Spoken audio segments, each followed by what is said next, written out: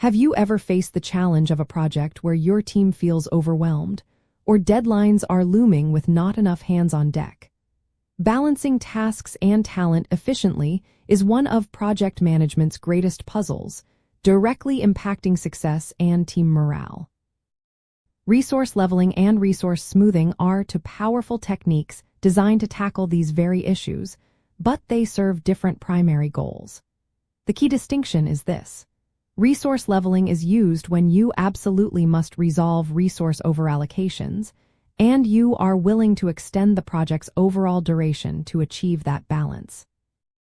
Resource smoothing, on the other hand, aims to optimize resource use within the project's existing, fixed duration, making resource demand more consistent without changing the end date. Let us dive deeper into why these differences matter. Resource leveling essentially means adjusting activity, start and finish dates to balance the demand for resources with the available supply. Imagine you have two tasks requiring the same specialized engineer at the same time, but you only have one engineer.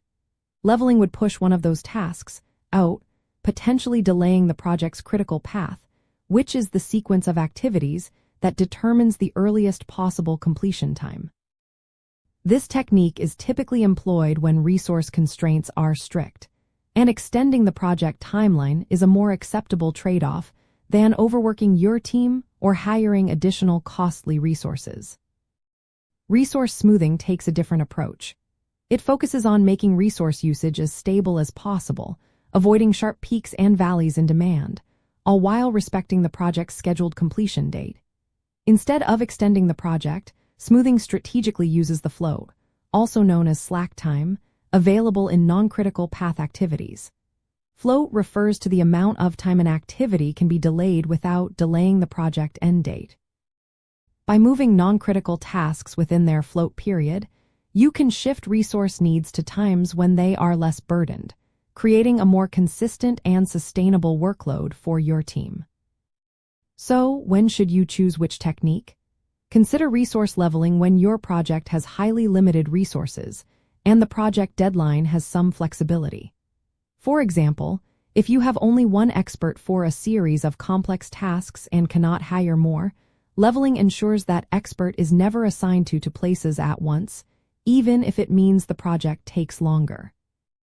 Conversely, opt for resource smoothing when you have a strict, non-negotiable project deadline, but there is some wiggle room in the scheduling of individual tasks. This approach helps maintain team morale and productivity by preventing burnout and ensuring a steady flow of work, all while hitting that crucial final date. A real insider tip is to recognize that project management software often provides tools to perform both leveling and smoothing. Understanding the underlying principles allows you to interpret the software's suggestions and make informed decisions. Knowing about the critical path and float is essential here, as these concepts dictate the boundaries within which you can maneuver tasks. Effective use of these techniques can significantly enhance your project plan's realism and feasibility, ensuring your team is neither overstressed nor idle. Ultimately, by understanding the distinct purposes and impacts of resource leveling and resource smoothing, you gain powerful tools to manage your projects more effectively. Whether you prioritize maintaining a fixed schedule or optimizing resource utilization above all else, choosing the right strategy will lead to more predictable project outcomes, a happier and more productive team, and a greater likelihood of success.